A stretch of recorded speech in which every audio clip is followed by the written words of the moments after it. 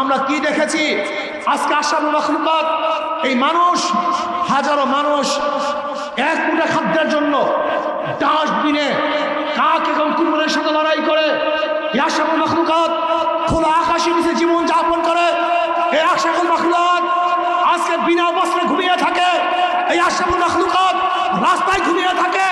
এই আশরাফুল মাখলুকাত বিনা চিকিৎসায় মারা যায়। এই আশরাফুল মাখলুকাত তাদের জন্ম নাই, বস্ত্র নাই, ঘর নাই, বাড়ি নাই, চিকিৎসা নাই, দেখতে চাই না। এই আশরাফুল মাখলুকাতের জন্য সব বরাদ্দ করতে হবে, তাদের জন্যই সব বরাদ্দ করতে হবে, তাদের সুবিধার জন্যই রাষ্ট্রকে পরিচালনা করতে হবে। আজকে আমরা কি দেখেছি? বৈষম্য, শ্রমিকদের ন্যায্য বিচার নেই, শ্রমিকদের ন্যায্য বেতন নেই, শ্রমিকদের সাথে জানোয়ারের মতো আচরণ করা হয়। এইটা আমরা দেখতে চাই না। শ্রমিকদের অধিকার ফিরিয়ে দিতে হবে, তাদের ন্যায্য মর্যাদা দিতে হবে, তাদেরকে ন্যায্য বেতন দিতে হবে, তাদেরকে যথাযথ সম্মান করতে হবে। আজকে রেমিটেন্স যোদ্ধা যারা বাংলাদেশে টাকা প্রেরণ করে, আমার বিদেশের ভাইরা যারা কষ্ট করে মাথার ঘাম পায়ে ফেলে আমাদের দেশের টাকা পাচার করে, আর আমাদের দেশের চোর এবং ডাকাতরা সেই টাকা বিদেশে পাচার করে। রেমিটেন্স যোদ্ধাদেরকে সম্মান করতে হবে, ইজ্জত করতে হবে।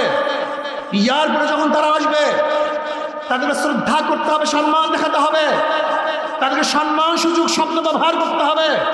মোহতারাম, জনাব অথবা স্যার বলেন, যে এই শব্দগুলি সম্মানীয় শব্দ, এই সম্মানিত শব্দ তাদের জন্য প্রয়োগ করতে হবে।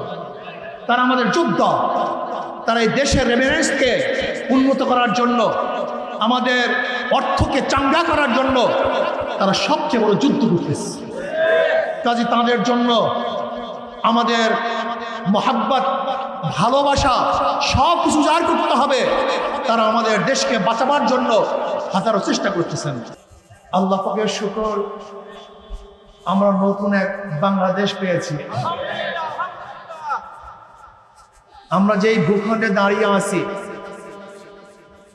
এই ভূখণ্ড কয়েকবার স্বাধীন হয়েছে। এক সময় ব্রিটিশ এদের শোষণ করেছিল।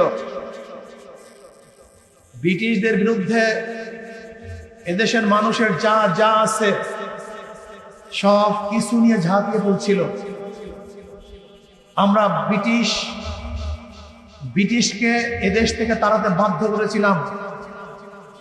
আমরা স্বাধীনতা পেয়েছিলাম, ভেবেছিলাম আমরা স্বাধীন পাব, আমরা মুক্তি পাব, শান্তি পাব। কিন্তু না, আবার বৈষম্য শুরু হয়ে গেছে। সংখ্যাগরিষ্ঠ হিন্দুরা মুসলমানদের অধিকার ফিরিয়ে দিতে পারে নাই। এর জন্য তৎকালীন সময় মুসলমানরা চিন্তা করেছিল যে মুসলমানদের জন্য আলাদা একটা ভূখণ্ডের প্রয়োজন। আন্দোলন সংগ্রাম করে 47-এ স্বাধীন হয়েছিলাম। পাকিস্তান নামে একটা দেশ, একটা ভূখণ্ড আমরা পেয়েছিলাম। ভেবেছিলাম এবার শান্তি পাবো, মুক্তি পাবো, স্বাধীনতা অর্জন করব। কিন্তু দেখলাম পশ্চিম পাকিস্তানের লোক পূর্ব পাকিস্তানের সাথে মর্যাদা, তাদের অধিকার ফিরিয়ে দিতে পারে নাই। এর জন্য আবার তাদের বিরুদ্ধে আন্দোলন সংগ্রাম করে 71-এ আমরা বাংলাদেশ অর্জন করেছিলাম। ভেবেছিলাম এবার শান্তি পাবো, মুক্তি পাবো, বৈষম্য থাকবে না। কিন্তু 75 পর্যন্ত বাকশাল কায়েম করে এদেশের মানুষের কণ্ঠকে রুদ্ধ করা হয়েছিল, স্বাধীনতা হরণ করা হয়েছিল। আবার মানুষ ক্ষিপ্ত হয়ে 75-15 আগস্টের ঘটনা ঘটিয়ে ভেবেছিল মানুষ শান্তি পাবে, মুক্তি পাবে। কিন্তু এরপরে আমরা দেখলাম আমরা শান্তি পাই নাই, মুক্তি পাই নাই। যারা স্বাধীনতার পরে এই 53 বছর পর্যন্ত যারা শাসন করেছে, তারা আসলে মানুষের অধিকার ফিরিয়ে দিতে পারে নাই। এদের স্বাধীন হয়েছিল 3টে স্লোগানের ভিত্তিতে: সাম্য, মানবিক মর্যাদা, সামাজিক ন্যায় বিচার। কিন্তু 53 বছরে সাম্যতা মানুষ দেখে নাই, সাম্যতা কি মানুষ জানেও না। সাম্যতার অর্থ কি তা মানুষ জানেও না, ভুলে গেছে। এদেশ কোন স্লোগানের ভিত্তিতে স্বাধীন হয়েছিল তাও আমরা জানি না। সাম্য, সবাই সমান, বাংলাদেশের নাগরিক, সবার অধিকার সমান, বাকশক্তির অধিকার সমান, চাকরির অধিকার সমান, ব্যবসার অধিকার সমান, কথা বলার অধিকার সমান, চলার অধিকার সমান, বাসস্থান সমান, চিকিৎসা সমান, শিক্ষা সমান, অন্ন বস্ত্র সমান। কিন্তু সাম্যতা বাংলাদেশের মানুষ দেখে নাই, চিন্তাও করে নাই। মানবিক মর্যাদা আজকে নেতারা, ধনত্বরা একটা কুকুরকে নিজের হাতে খাওয়িয়ে দেয়, বিছানায় তুলে। আশরাফুল মাখলুকাত এই মানব সন্তানকে, এই নরকুপাসরা শান্তি দিতে পারে নাই, মর্যাদা দিতে পারে নাই। তাদের সাথে জানোয়ারের চেয়েও খারাপ আচরণ করা হয়েছে। মানবিক মর্যাদা প্রতিষ্ঠিত হয় নাই। সামাজিক ন্যায় বিচার, ভেবেছিলাম সবার জন্য বিচার সমান হবে। কে দল করে, কে দল করে না, কে গরিব, কে ধনী, কে শিক্ষিত, কে মূর্খ, কে বড় লোক, কে ছোট লোক, কে কুলি আর কে মালিক।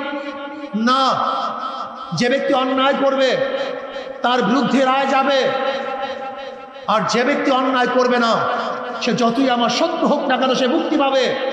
কিন্তু এই সামাজিক ন্যায় বিচার আমরা দেখি নাই। আমরা কি দেখেছি? যারা দল করবে, যত বড় খনিক হোক, তারা খোলা আকাশের নিচে ঘুরবে। আর যারা দল করবে না তারা যত বড়ই নিরীহ হোক না কেন, নিরপরাধ হোক না কেন, তারা আয়নাঘরে ধুকে ধুকে মরতে হবে।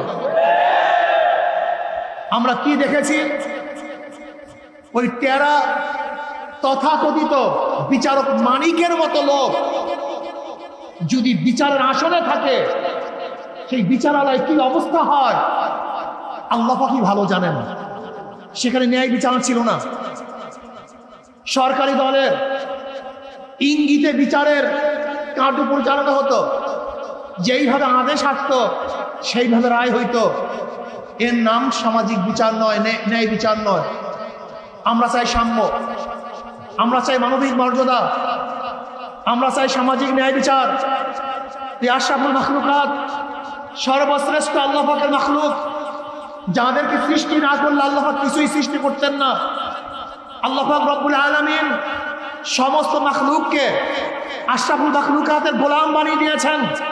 সূর্য আমাদের গোলাম, আসমান আমাদের গোলাম, জমিন আমাদের গোলাম, পানি আমাদের গোলাম, বাতাস আমাদের গোলাম, গাছ আমাদের গোলাম, মাছ আমাদের গোলাম।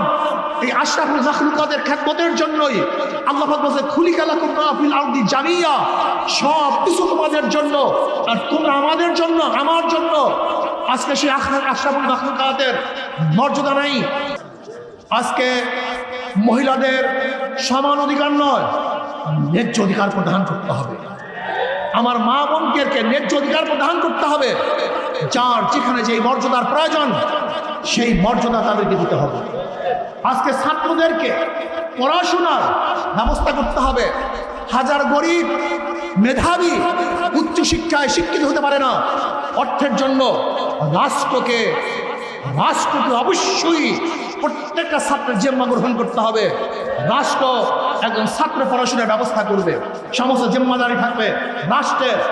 ব্যক্তিগত কোনো টাকায় কোনো ছাত্র যেন পড়তে না হয় সেই ব্যবস্থা রাষ্ট্রকে করতে হবে। আমি আজকে লিডারদেরকে বলবো, মালয়েশিয়ার প্রেসিডেন্ট মাহাতির মোহাম্মদ অসুস্থ, তাকে অপারেশন করতে হবে। সবাই পরামর্শ দিয়েছেন আমেরিকা যান, ইংল্যান্ড যান, অপারেশন করেন। তিনি বলেছেন না, আমার দেশে হসপিটাল করো, আমি এখানে চিকিৎসা করব, অন্য জায়গায় চিকিৎসা করব না। আজকে ওই দেশের লিডারদেরকে বলবো, তোমরা বাহিরে চিকিৎসা নাও, কিন্তু আমাদের দেশের হসপিটালের অবস্থা কি? 12টা বাজিয়ে দিয়েছ, এখানে কোনো চিকিৎসা বলতে কিচ্ছু নাই। প্রত্যেকটা লিডারকে বাংলাদেশে চিকিৎসা নিতে হবে, তাহলে ইনশাআল্লাহ আমাদের হসপিটালগুলি উন্নত হবে। আপনারা দেখেছেন এদেশের প্রত্যেকটা লিডারের সন্তান বাহিরে পড়াশোনা করে, সমস্ত সন্তান বাহিরে পড়াশোনা করে, অথচ আমাদের গরিব সন্তান এদেশে পড়াশোনা করে। তাদের জন্য উপযুক্ত সেই প্রতিষ্ঠানের ব্যবস্থা করা হয় নাই। কাজে আমরা চাই লিডারদের সন্তানরা এদেশে পড়াশোনা করবে, বাহিরে যাওয়ার সমস্যা নেই, কিন্তু আমাদের দেশের পরিবেশকে, শিক্ষালয়কে বিদেশি ইউনিভার্সিটির মানে করতে হবে। এরপর আজকে রাস্তার যানজট, চাঁদাবাজি, এই চাঁদাবাজি বন্ধ করতে হবে। আজকে 5ই আগস্টের পরে আমরা কি দেখেছি? সেই চিহ্নিত গোষ্ঠী আবারও চাঁদাবাজি শুরু করেছে, দখলদারি শুরু করেছে, ভাট দখল, ঘর দখল, রাস্তা দখল, চাঁদাবাজি শুরু করেছে।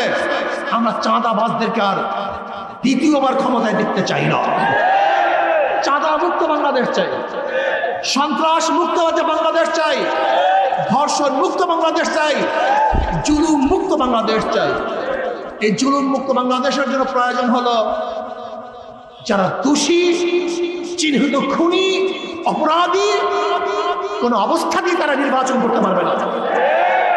পিআর সিস্টেমে নির্বাচন চাই, সংখ্যানুপাতে হারে নির্বাচন হবে। যদি পিআর সিস্টেমে নির্বাচন হয় তাহলে পেশির শক্তি ব্যবহার করতে পারবে না, টাকা দিয়ে ভোট কিনতে পারবে না, জুলুম থাকবে না, খুন থাকবে না, কেন্দ্র দখল চলবে না, মার্কায় ভোট দিবে। যেই মার্কায় যত পার্সেন্টেজ ভোট পাবে ওই পার্সেন্টেজ অনুযায়ী সেই দলের প্রতিনিধি সংসদে থাকবে। ধরে নেন যদি হাত পাখা মার্কা 30% ভোট পায়, তাহলে 100 জনের মধ্যে 100%-এর মধ্যে 30%-এ যতগুলি সিট, সেই পরিমাণের সিট তারা সংসদে যাবে। অর্থাৎ যদি মার্কা আপনারা ভোট দেন তাহলে অবস্থাটা কি হবে? দল নির্ধারণ করবে কাকে সংসদে পাঠানো হবে, দল নির্বাচন করবে কোন ব্যক্তিকে সংসদে পাঠাতে হবে। তাহলে দল কোনো অবস্থাতেই চোর, গুন্ডা, বদমাশকে সংসদে পাঠাবে না। যদি দল চোর, গুন্ডা, বদমাশকে সংসদে পাঠায় তাহলে দেশের জনগণ দ্বিতীয়বার তাদেরকে আর ভোট প্রদান করবে না। এর জন্য সমস্ত সমস্যার বড় সমাধান হলো পিআর সিস্টেমে নির্বাচন করতে হবে। আমরা মার্কায় ভোট চাই, ব্যক্তিকে ভোট দিতে চাই না। যে যত পার্সেন্টেজ ভোট পাবে ওই পার্সেন্টেজ অনুযায়ী তাদের প্রতিনিধি সংসদে থাকবে। তাহলে বাংলাদেশের সমস্ত জনগণের একটা সরকার হবে, সমস্ত জনগণের প্রতিনিধি থাকবে। তাহলে সবার ভোট কাজে লাগবে, সবার প্রতিনিধি যখন কথা বলবে তখন এটা গণমানুষের সংসদ হবে আর গণমানুষের উপকার হবে। সেখানে হিন্দুরাও কিন্তু পার্সেন্টেজ অনুযায়ী তারা বিশাল একটা সংখ্যা তারা সংসদে যেতে পারবে। কাজে পিআর সিস্টেমের নির্বাচন আমরা বাংলাদেশে দেখতে চাই। কে সবাই রাজি আছেন ইনশাআল্লাহ?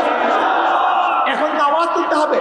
পিআর সিস্টেমের সংখ্যানুপাতিক হারে আমরা নির্বাচন চাই, মার্কায় নির্বাচন চাই, কোনো ব্যক্তিকে আমরা ক্যান্ডিডেট চাই না। তাহলে গ্যাঞ্জাম, গুন্ডামি আর থাকবে না।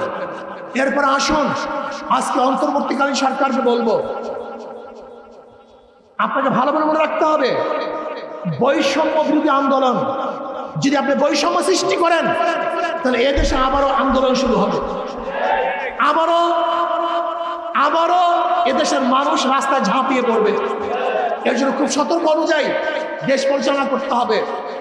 আওয়ামী লীগকে বলবো, আপনারা যা করেছেন তারা প্রাপ্তি আপনারা পেয়েছেন, কিন্তু আমি সমস্ত খুনিদের বিচার চাই, সমস্ত জালেমদের বিচার চাই, অন্যায়কারীদের বিচার চাই, কিন্তু অপমান চাই না, জুলুম চাই না, অপমান চাই না। বিচার হবে, অপমানের প্রয়োজন নেই। আমরা কি দেখেছি? আসিফ মাহতুবের মতো একজন প্রফেসরকে যখন কোর্টে নিয়ে যাওয়া হয়েছে, রশি বেঁধে তাকে নিয়ে হয়েছে। কেন? এটা অপমান। আমরা বিচার চাই, অপমান চাই না। সম্মানিত ব্যক্তিকে সম্মান করতে হবে। যে ব্যক্তি নির্দোষ তাকে নির্দোষ ভাবেই চিহ্নিত করতে হবে।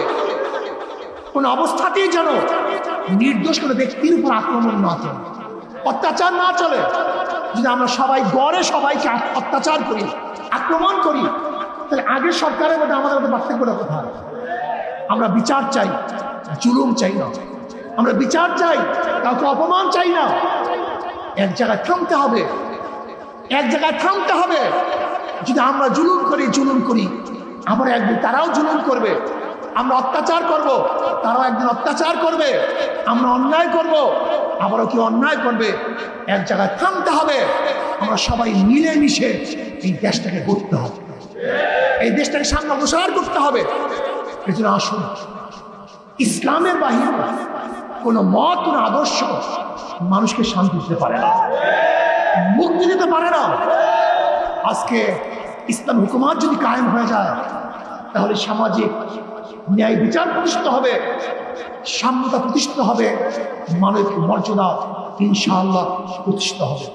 যারা শহীদ হয়েছেন, আল্লাহ পাক তাদের জান্নাতুল ফেরদাউস দান করেন।